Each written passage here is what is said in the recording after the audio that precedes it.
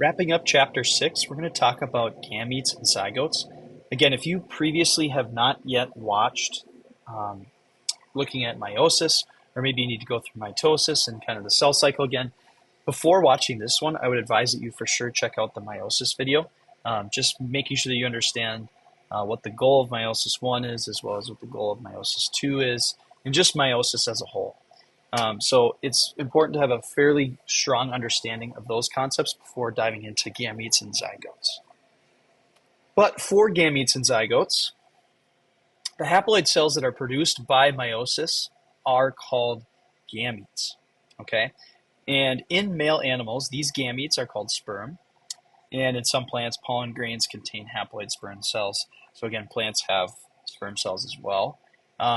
And then in female animals, generally only one of the cells produced by meiosis is involved in reproduction. So the female gamete is called an egg in animal cells and an egg cell in some plants. So again, here's a picture.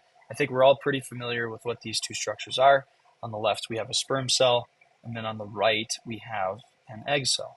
And so on average, in humans, this sperm has 23 chromosomes. This egg has 23 chromosomes. And when they fertilize, which we're going to talk about on the next slide, when they fertilize, they have a total of 46. So 23 plus 23 equals 46. And again, that's an average because we know sometimes that doesn't always work perfectly. And we'll talk about that more in genetics. So fertilization, it is the fusion of male and female gametes that generates new combinations of alleles in a zygote. Oh, interesting. What's that? A zygote is that new cell that we form when we have the fusion. So male plus female, or in this case, egg plus sperm, that's what we call a zygote. That is the first diploid cell, okay?